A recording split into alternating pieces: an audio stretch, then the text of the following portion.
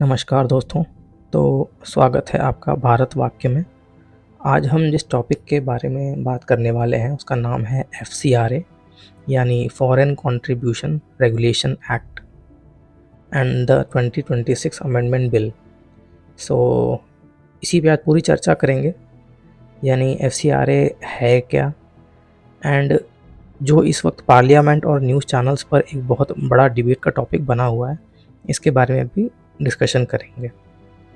सो foreign contribution regulation amendment bill 2026 parliament में introduce किया गया है, जिसे लेकर सिविल सोसाइटी, एनजीओ और ग्लोबल ऑब्जर्वर्स के बीच काफ़ी हलचल हो रखी है।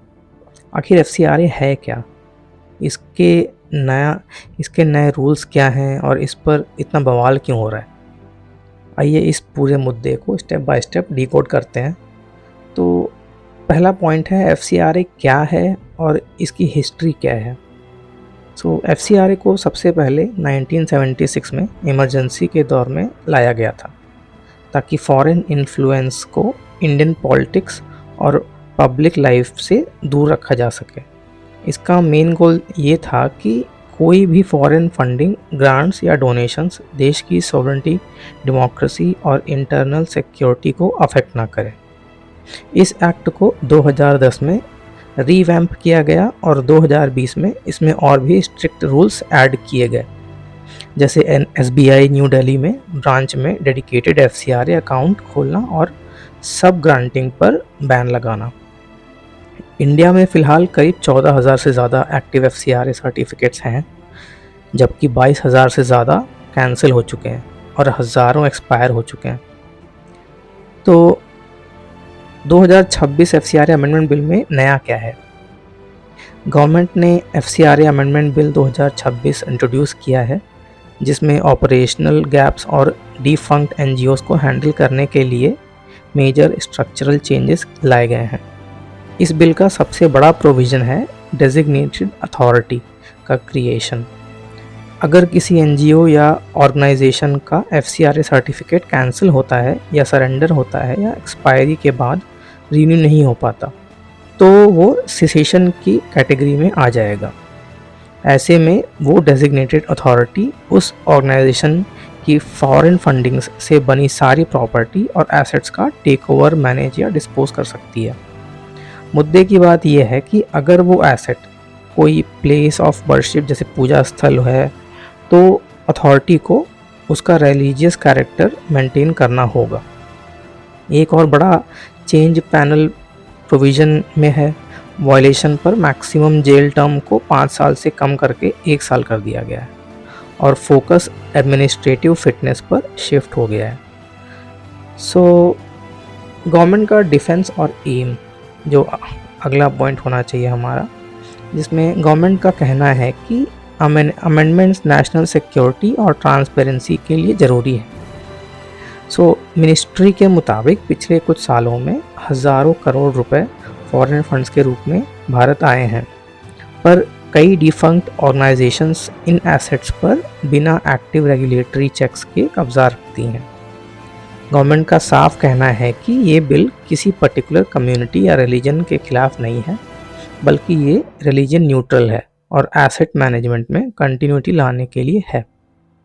अगर कोई ऑर्गेनाइजेशन बाद में कंप्लायंट हो जाती है या सर्टिफिकेट वापस मिलता है, तो इंटरिम मैनेजमेंट के बाद कस्टडी हैंडओवर का प्रोविज़न रखा गया है। तो इसमें अगला पॉइंट क्या है कि सिविल सोसाइटी, एनजीओज और अपोजिशन को इतनी चिंता क्यों है। इस बिल के प्रोविज़न को लेकर सिविल सोसाइटी और अपोजिशन पार्टीज़ ने काफ़ी स्ट्रॉन्ग ऑब्जेक्शन रखा हुआ है। पहली चिंता है loss of assets without appeal. Critics का कहना है कि अगर किसी एनजीओ का लाइसेंस माइनर कंप्लायंस, टेक्निकलिटी या रिन्यूअल डिले की वजह से लैप्स होता है, तो उनकी सालों की मेहनत से बनी प्रॉपर्टी जैसे school, hospital, community centres government control में आ जाएंगे। दूसरी चिंता है रेट्रोस्पेक्टिव इम्पैक्ट। पुराने इंस्टीट्यूशंस जो पहले फॉरेन फंड्स से से बने थे, अब पूरी तरह डोमेस्टिक फंडिंग पर चल रहे हैं, उन पर भी लॉस और ऑफ एसेट्स का थ्रेट जो है वो बन सकता है। इसी टेंशन की वजह से इंटरनेशनल लेवल्स पर भी इस बिल को काफ़ी लेकर काफ़ी डिबेट चल रहा है। सो समरी क्या है एंड अब फ्यूचर में व्हाट लाइज अहेड। तो बॉटम लाइन ये है कि FCRA 2026 बिल जो है गवर्नमेंट कंट्रोल और अकाउंटेबिलिटी को बहुत स्ट्रॉन्ग बनाता है, पर साथ ही NGOs के एग्जिस्ट होने के राइट्स और एसेट प्रोटेक्शन पर बड़ा क्वेश्चन मार्क खड़ा करता है।